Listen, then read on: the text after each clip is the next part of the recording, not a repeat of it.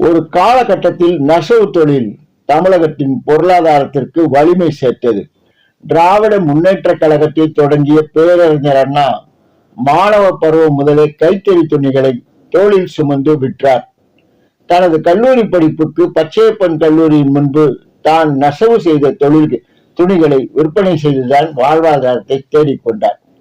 10 லட்சம் பேர் ஈடுபட்டு வரும் நெசவு தொழிலின் இன்றைய நிலைமை வயதானவர்கள் மட்டும் மேற்கொள்ளும் அவல நிலைக்கு மாறிவிட்டது.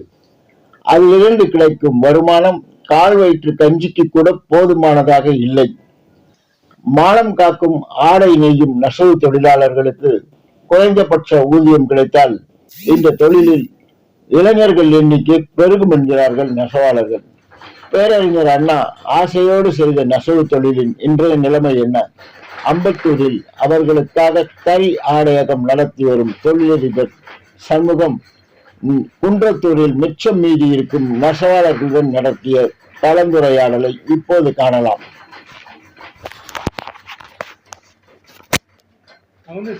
ஒரு பாவு கூடிய 1650 ரூபாய், அதெல்லாம் 150 ரூபாய் பாவு போட போயிடும். மிச்சம் அவங்களுக்கு 1400 ரூபாய் தான். நாங்கள் எக்ஸ்ட்ரா கொடுத்தா அது வேற கதை. 1400 ரூபாய் அவங்க கைக்கு போகும். அதை 10 நாளா இருக்கிறவங்களும் இருக்கிறாங்க, 4 நாளா இருக்கிறவங்களும் இருக்கிறாங்க, ஒரு மாசத்துல இருக்கிறவங்களும் இருக்கிறாங்க. ஒரு நாளைக்கு சராசரியா 150 தாண்டாது. சரி, ரைட். ஒரு நாளைக்கு ஒரு மடி அடிச்சா 300 ரூபாய். அந்த 300 ரூபாய் அவங்க சாப்பிடணும், அவங்களுக்கு செலவு பண்ணணும், அவங்களுக்கு பிடிக்கணும், எல்லாம் செய்யணும். அதுக்காக வீட்டுக்கு போய் அவங்க என்ன காசு முடியல, பிரச்சனைங்க தான். கண்டை சாடி இப்படிதான் போகுது. அதுக்கு ஏதாவது ஒரு நல்ல ஒரு உதவி பண்ணீங்கன்னா ரொம்ப நல்லா இருக்கும். இல்ல, இப்ப நீங்க உதவி பண்றதுக்கு இன்னைக்கு ஒரு 500 ரூபாய் தரிசு, நாளைக்கு ஒரு 1000 ரூபாய் தரிசு, அது உதவியா நினைக்கிறேன். இந்த தொழில்ல வந்து கூலி அதிகமா பண்ணா தரிநேயத்துக்கு வருவாங்களா? இனிமேல் வர்றதுக்கு வயசானவங்க தான் வர முடியும். அறியாத பசங்க யாரும் கிடையாது. ஒரு தரிநேயத்துக்கு அறியாத பசங்க கிடையாது. நூல் வேலை தச்சு மணிக்கு ஆள் கிடையாது, நூல் அடிக்க ஆள் கிடையாது, காத்திரிக்க ஆள் கிடையாது, இந்த மாதிரி மாவு போறதுக்கு ஆள் கிடையாது. இப்ப நானே இப்ப வயசாகி போச்சு, எனக்கு 72 வயசாகி போச்சு. இப்ப நான் தான் இது கூட வெள்ள அடிக்கலாம்.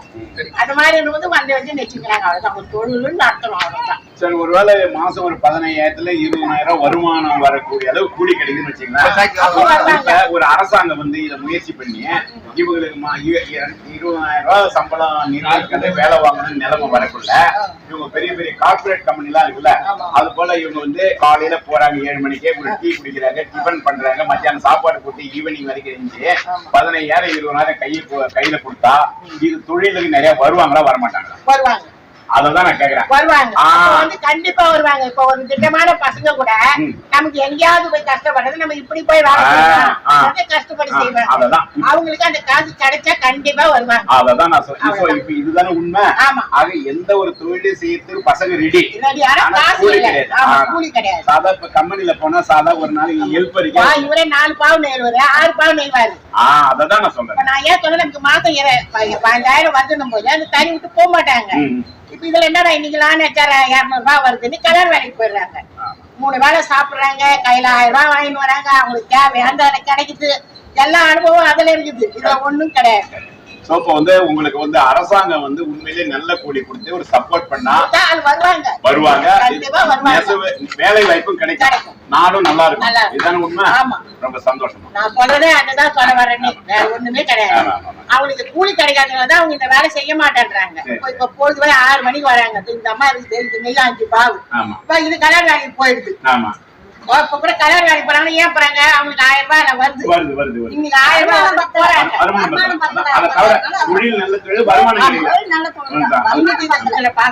கிடைச்சா இவங்களே போக மாட்டாங்க.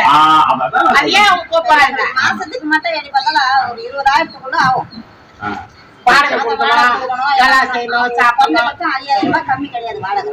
அப்படின்னு சொல்ல வாடகை காலத்துல நாங்க இதை இதே நெச்சு இந்த தோல் 5,000 ரூபாய் சம்பாதிச்சு நாங்க சாப்பிடறதா வாடகை. அதனாலதான் நாங்க வெளியில போறோம். உங்களுக்கு வருமானம் கிடைக்கல. ஆனா சரி, இப்ப எல்லாருக்கும் வருமானம் கிடைக்கல, ஏன் உங்களுக்கு மட்டும் கிடைக்க மாட்டேங்குது? நெசவு தொழில் அப்படி இல்ல. நெசவு தொழில்னாக்க ஏன் உங்களுக்கு இதெல்லாம் ஒரு ஆர்கனைஸ் பண்ணி இப்ப விவசாயிகள் சில போராட்டம் நடத்தாங்க. ஒரு பேச்சுக்கு நான் சொல்றேன், நீங்க போராட்டம் நடத்த வேண்டாம். பட் நீங்க இந்த ஊர்ல பிறந்துட்டீங்க, இங்கதான் உங்களை வச்சாலும் எல்லாம் மேலதிகாரிலாம் பாருங்க. அவங்க யாராவது நீங்க ஏன் கேட்க மாட்டேன்றீங்க? சங்கம்னு ஒண்ணு இருக்குதுப்பா. அந்த சங்கம் வந்து தனியாருக்கு கிடையாது, முதலாளி கவர்மெண்ட்டுக்கு தான் சங்கம் இருக்குது. முதலாளிக்கு தான் சங்கம் கிடையாது. அப்படின்னாலும் நாங்க எதுவும் பேச முடியாது. உங்களுக்கு வந்து ஒரு மனுஷனா சொன்னா மதிக்கல, மதிக்கல. எந்த ஒரு அரசாங்கமும் உங்களை மதிக்கல. அதே மாதிரி இப்ப முதல்ல எடுக்கிறாங்கன்னா அவங்க இந்த 10 தறிக்காக கூலி ஏற்றது பேசுறது கொண்டதை அவங்க ஏற்றி கொடுப்பாங்க. வருஷத்துக்கு ஒரு வாட்டி ஏற்றுவாங்க. வருஷத்துக்கு ஒரு வாட்டி ஏத்துவாங்க. வருஷத்துக்கு ஒரு வாட்டி எவ்வளவு ஏற்றுவாங்க? 200 ரூபாய் ஏற்றுவாங்க.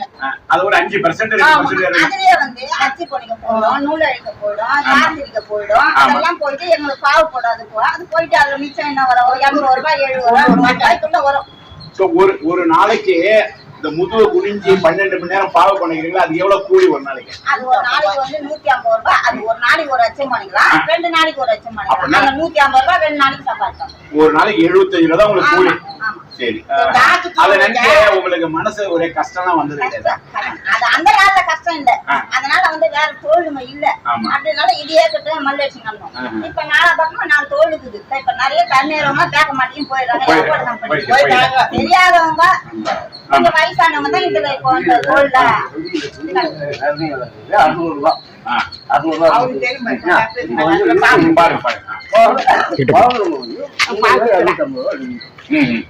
ஆமா, இது வந்து 60 ரூபாய். சரி. இன்னொன்னு, பவர் ரூம் லுங்கிக்கும் கைத்தறி லுங்கி கட்டுறதுக்கும் அதுல வித்தியாசம் இருக்குல்ல?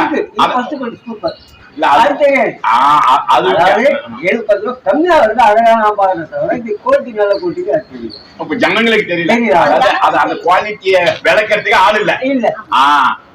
கம்மியா இருக்கா? அதாவது இன்னொன்னு, அதாவது உங்களை மனுஷனா யாரும் வேல்யூ பண்ணல, அத சொல்லுங்க. மதிப்பில்ல, அதுதான் உங்களை யாரும் மதிக்கல. ஆனா நீங்க ஒரு அனாதையா வாழறீங்க. இதான உண்மை. அதுவா சொல்லுங்க. உயிருக்காக செய்யறோம். வேற வழி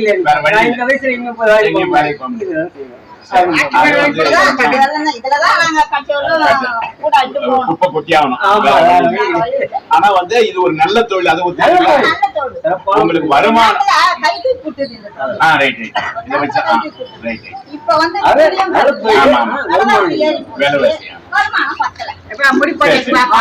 அந்த காலத்துல வாடகை வந்து 150 ரூபாய் 50 ரூபாய் 5000 ரூபாய் கம்மி கிடையாது. வராயமா மிச்சம் 7 8 எல்லாம் அப்புறம் பாக்கலாம். 5000 ரூபாய் குறைஞ்சபட்சம் எங்களை மாதிரி ஆளு 5000 ரூபாய் கம்மி கிடையாது. இதே ஊர் தான், இதே ஊர்ல பிறந்து இங்கே வந்து இந்த தொழிலே கத்துக்கிட்டு. பசங்க என்ன பண்ணுது? எங்க பொண்ணு வந்து எஸ்போர்ட் கம்பெனிக்கு போகுது. எங்க பையன் மாஸ்டர் வேலை செய்யலாம். அவங்களுக்கு ஓரளவு நல்ல வருமானம். அவங்க ஒரு தொழில் போறதுனால